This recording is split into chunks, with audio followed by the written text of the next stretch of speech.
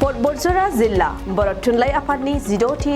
बासबारि गुदि बर' थुनलाइ आफादनि 29थि आरो पटबरजरा जिल्ला बर' हारिमु आफादनि 5थि बोसोरारि जथुम्माया थांनाय सानखालि मेहेरगोनाङैनो जानानै थांबाय। पटबरजरा जिल्ला बर' थुनलाइ आफाद, बासबारि गुदि बर' थुनलाइ आफाद आरो पटबरजरा जिल्ला बर' हारिमु आफादनि जथुम्माया थांनाय सानखालि सानसेनि मेहेरगोनां हाबाफारिजों खुंफुंजायो। बेबायदिनो फुंबिलिनिफ्राय फिरफिला बिरहोनाय, मुंख्लं बावनाय बायदि मेहेरगोनां हाबाफारिजों बे जथुम्माया जागायो। बेबायदिनो सानजौफुनि समाव मोनसे मेहेरगोनां गेवलां मेल हाबाफारिबो लानाय जायो। बे गेवलां मेलावनो आलासि महरै बाहागो लायो मिरु बर' थुनलाइ आफादनि लेङाइ आफादगिरि रमिला इस्लारि, साहित्य एकाडेमिनि बान्था मोनगिरि जनिल कुमार ब्रह्म, बड'लेण्ड मुलुगसोलोंसालिनि बिबुंगिरि बर' बिफान साहित्य एकाडेमिनि बान्था मोनगिरि डक्टर इन्दिरा बर' आरो दुलाराय बर' हारिमु आफादनि आफादगिरि सगेश्वर ब्रह्मआ दिनै बर' थुनलाइ आफाद, जाय आफादा पर्बतजरा जिल्ला हिसाबै बिथांमोना बे पर्बतजरानि जि प्राइमारि बर' थुनलाइ आफाद बेजों लोगो नांनानै आरोबाव लोगोसे जि हारिमु आफाद बेखौ लाफानानै खुंदों बे 16थि मुंजों। नाथाय सोरबाया बेबायदि रोखोमसे गोग्लैयाखै, अब्लाबो बिथांमोना ज' जानानै खुंदों। बियो जोबोद बाख्नायथाव। मानोना थुनलाइ आफाद आरो हारिमु आफाद मोनसे ओंथिजों, मोनसे लामाजों आरो जोङो खौसेयै आगान सुरनो गोनां जायो। मोनसे हारियाव थुनलाइ, बे थुनलाइयाव जोङो जिफोरखौ लानानै बेरखांहोयो, लिरो, जिखि आयदायावनो लिरा मानो, बे गासैबो लिरनाया हारिमुजों सोमोन्दो गोनां। आरो नंखायनो हारिमु आरो थुनलाइ आफाद बे मोननै आफादा ज' नांनानै खुंनायाव जेबो फारागथि थानो हाया। आरो बे मोननैया जेब्लायबो खौसेथियै आगान सुरनांगोन। अब्ला जोंनि हारिया, अर्थात आङो बर' हारिखौ बुंनो नागिरदों, बर' हारिया गावनि थांखिजों आगान सुरनानै गोजौआव गाखोनो हागोन। मानोना जोंहा हारिमु हिसाबैबो गोबांथार बेबायदि मुलुगाव दिन्थिनो हानाय राफोद हारिमु दंखायो। रावानो जा, थुनलाइयानो जा, गाननाय जोमनायानो जा, एबा गुबुन गुबुन खामानिफ्रानो जा, बे गासैबो खननाय मोसानाय जि हारिमुफोर, बे हारिमुवानो थुनलाइयाव हाबनानै जोंनि थुनलाइखौ आबुं खालामो। खालि बेफोरखौ जों जाहाथे मोजाङै मोजां आवथायनो हायो, बेनि थाखाय जोंनि सोलोंथाइया गोनां जानांगौ, गोजौ थाखोनि जानांगौ। आरो जोङो बे सोलोंथाइनि गेजेरजों बर' हारिखौ गोजौ लेभेलाव जुदि लांनो हायोब्ला, हाबा मावनाय, साननाय हनाय दिनैनि बिगियाननि मुगाजों जोङो खाबजानो हायोब्ला, अब्ला बियो जोंनि हारिनि थाखाय जोबोद गोग्गाथाव आरो बेनो हारिमु हिसाबैबो जोंनियाव जोरनानै थागोन। आरो बिथांमोना सानैनि हाबाफारिजों जथेस्थ' जाफुंसारनो हाबाय होननानै दा माखासे समावहाय बर' हारिनि नैबे हासिङा बा मोनो, बिनि बागै मा बुङो? बेखौ दुलाराय बर' हारिमु आफादा जेब्लाबो सांग्रां, खिन्थु दुलाराय बर' हारिमु आफादनि आसिखांनाय लोगो लोगो आजिखालि ससियेल मिडियायाव बयबो नुयो हिसाबै साफ्रोमबो बर' हारिनि साफ्रोमबो सेंग्रा सिख्लाया सांग्रां जानांगोन। बेवहाय दा दुलाराय बर' हारिमु आफादनिफ्रायल' दायथ' लायोब्ला बेवहाय साक्सेस जानाय नङा। जों गोबां सम बयबायदि भुल मावग्रा बा जोंनि माबाखौ मोसानायखौ बिक्रित' खालामग्राफोरखौ जोङो पानिसबो होबाय, केसबो होबाय, बिथांमोनखौ जोङो अनेक बार बिथांमोनखौ भुल सिखार जाहोबाय, कमप्रमाइस जाहोबाय। बेनि गेजेरजों खेमा बिहोनानै जोङो रेहाय होदों। दा थेवबोब्लाबो आरो गुबुन गुबुन समावहाय बेबायदि बेसुरा आरो बिक्रित' खालामनानै मोसानो दिन्थिफुंनो नाजानाय जोंनि गेजेरावबो दङ। आरो गुबुन गुबुन हारियाबो चान्स लायो। जेरैहाय बागुरुम्बानो होन, बारदै सिख्लायानो होन, ससियेल मिडियायाव नुनानै हक, माबा जोंनि मोसानायखौ फोरोंनायखौ नुनानै हक, जायफ्रा माबाबो रोंजोबाब्लाबो बबेबा मोनसे कलकातायाव बा चेन्नाइयाव बा गुजरातआव बा महाराष्ट्रआव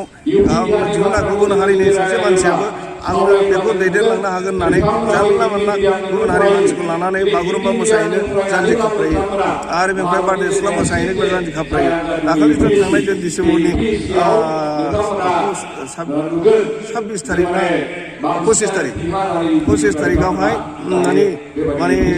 माबा गुवाहाटीनिफ्राय चेन्नाइआव बारदै सिख्ला मोसाहैनो लांदोंमोन सासे भानुश्री दास होननाया गथ'सा हारसाना बियो बे बोरै रोंनांगौ दा बियो बारदै सिख्ला लांनानै मोसाहैनाय माने जा बा दाजा मोसाहैनानै बर'नि हारिमुखौ बिक्रित खालामनाय आबा जोंनि मोसागिरि फोरोंगिरिफोरनि बर' हारिनि सोरबा गोसो गोनां लांनांगौखौ बे गांखौबो सेनानै जानाय नङा होमबा बेबायदिबो सेनानै जायोना दिनै बारलांफा बोरै मोनजागोन बा सोरबा चक्रधरा बोरै मोनजागोन बेबायदि मोनसे माबाबो फैयो जुदि सोलोंनोबा मोजां जोंजों इन्सट्राक्टरफोरजों मोजां सोलोंजानानै जोंनि एक्सपार्टफोरजों मोजां फोरोंजानानै बा दुलाराय बर' हारिनि आफादजों मोनसे सोमोन्दो लाखिनानै बेफोरखौ सोलोंनानै जों बेखौ जेबो होनाय खिन्थु ओरैनो ससियेल मिडियायाव नायनानै जायाफ्रा ना कस्टिउम थिग ना माबाया बिनि इन्सट्रुमेन्ट बाहायनाया थिग ना लिरिक्सआ थिग दा जेबो थिग लाखियाबालानो बेबायदि माने खामानि मावनो नागिरो दा बेफोर जों गोख्रों रावजों जों सोंखारियो आरो सोरखारि बे गभर्नमेन्टआ NGO दानि जोंनि माने बिटिआर गभर्नमेन्टनि चिफ माने प्रमटरनि दैदेननाय आरो बेनिफ्राय NGO माने जयैनो मोनसे पेटेन्टनि हाबाफारि मावगासिनो जिअग्राफिकेल आइडेन्टिफिकेसन बेवहाय आर'नाइ होन बा गोबां आगर बिबाय होन बा जोंनि दामनाय देनाय आइजें आइला होन गाननाय जोमनाय होन जानाय लोंनाय होन फुड प्रसेसिं होन गासैबो खेत्रआवहाय नुजानाय सिगां दा 20-25थासो आइटेमावहाय पेटेन्ट लानायनि बे मोनसे माबाखौ मावगासिनो दङ माने खम समनि गेजेराव कयेकटानि गेजेराव जों पेटेन्ट मोननो हासिगोन दा पेटेन्ट मोनोब्ला जों बिराद गोरा जानो हागोन आरो जों माने जायफोरा बेखौ माने बिक्रित खालामनो नाजायो बा सोरबा डुप्लिकेट खालामनो नाजायो अब्ला जों बेखौ केस होनो हागोन बा फाइन फोनांनो हागोन बे मोनसे फैगोन आरोखि खिन्थु बेयो बिराद लेट जाबाय दाथ' बयबो सोलोंगासिनो दङ नाथाय बाथ्राखौ बुंनो नांला बुंनानै माने जोङो उनावबा जोंनिसो बेबो जोंनिसो जोंनिबो होननानै बुंजानो गिनांसिगौ ओंखायनो दा जोंहा जोंनियाथ' जोंनि अरिजिनेलि जोंनिखा बे जोंनिखौनो गुबुनाबो सोलिनानै जोंनिबो होननानै लानो नागिराखै होनबा दा सोरबा दख'नाखौबो लानो नागिराखै होनबा दा सोरबा आर'नाइखौबो लानो नागिराखै बिदि स्टाइला फैगासिनो ओंखायनो जों एसे एस आर्लि एस पसिबल जुदि बे पेटेन्टखौ जुदि खालामनानै लानो हायोब्ला बिराद मोनसे जोंनियाव मोनसे माबा फैगोन आरो बे हाबाफारिखौ जों बाख्नायदों आरो बरायदों बिराद मोजां जादों फैबाय थानाय समावहाय बरपेटा जिल्ला हारिमु आफादै माबायदि हारिमुखौ सिबिनो थाखाय माबायदि साखाफारा जानानै लादों साखाफाराथ' बेनो माने जिल्ला कमिटि हिसाबै सेन्ट्रेल कमिटिनिफ्राय मोजां थागिदा लानानै जेब्ला मेल मिटिङाव माने एटेन्ड जानानै मा डिसिसन लायो बेखौ फल' एक्सन लानानै खामानि मावलांनांगौ आरो बेनिफ्राय गावनि एरियायावहाय बबे आयदाखौ मा मावनो डाइरेक्टिभ्स होदों बा बिथोन हरदों बे मथे खामानि मावबानो जाग्रत खालामनानै एवारनेस लाबोब्लानो बेनो जाथिनि थाखाय जौगानाय फैगोन जेखौ थिनदों जेखौ डाइरेक्टिभ्स हरदों बे जिनिसखौ फल' आप लानानै खामानिखौ मावनांगौ बे जोंनि गेजेराव सोलोंसा गोसो गोनां मानसिफोरखौ जों फोरोंनांगौ वार्कशप खालामनांगौ जोंनि एक्सपार्टफोरखौ लानानै जों फोरोंथाइ होनांगौ सोलोंथाइ होनांगौ बेनि गेजेरजोंसो जों लाखिनो हागोन नङाबा कलेजाव सोर फोरोंनो नङाबा कलेजाव सोर सोलोंगोन ओंखायनो बे आरोखि हारिनि हारिमुखौ फोथांनो थाखायनो जोङो सोलोंसाफोरखौ स्कुलावबो जाहाथे फरायनो हायो आगोलावथ' स्कुल गैयामोन ना बियो खुगा मानसिनि आखाइल' थायोमोन बे मानसिया थैलांबानो बिनि लेथ्रा फिथाइ जाजोब्बाय माबोरै फोरोंदोंमोनथाय आलदा जालांसै महर सोलायजोबसै ओंखायनो दा बारलांफा थैयोबा बारलांफानि उनावबो जाहाथे बे एखेयैनो रोखोमसेयैनो थायो चक्रधर थैयोबा चक्रनि उनावबो जाहाथे बे रोखोमसेयैनो थायो बेखौ दुलाराय बर' हारिमु आफादा दिनै मोनसे लिटारेचाराव बा सोलोंथाइनि एकाडेमिक कारिकुलामाव जोबोद साबायखर दिनैहाय जोङो क'क्राझार जिल्ला बर' थुनलाइ आफादनि बोसोरसालि जथुम्मा लोगोसेयैनो जोङो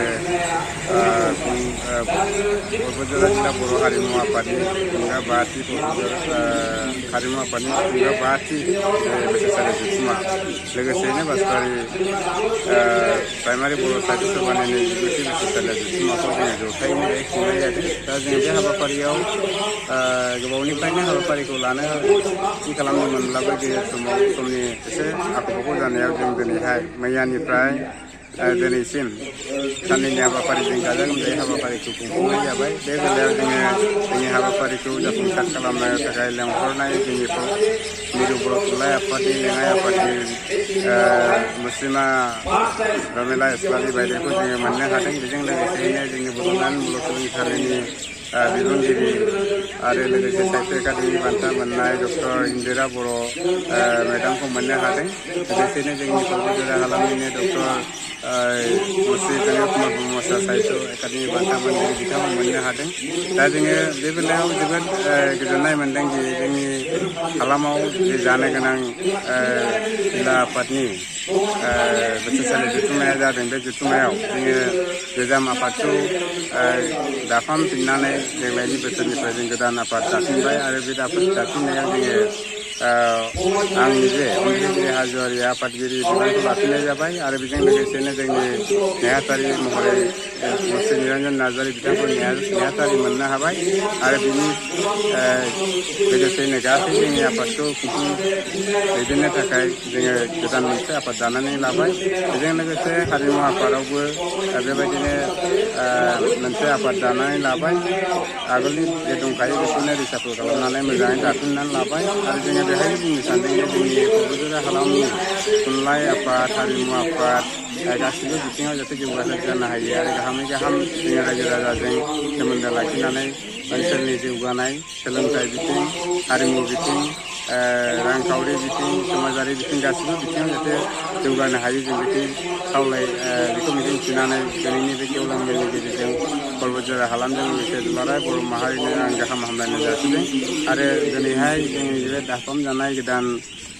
जिल्ला आफादनि जे मावथि बिथांमोन दं बिथांमोननो आङो गोसो गोरबोनिफ्राय साबायखर बावबाय आरो जोंनि बे हाबाफारिखौ जाफुंसार होनो नाजानाय बानजाय आफादनिसिमबो गाहाम हामलायबाय। गासै आलासि बिथांमोननो गाहाम हामलायनाय जासिबाय। लोगोसे नोंथांमोन मिडिया बिथांमोननोबो आङो गाहाम हामलायनाय जासिनानै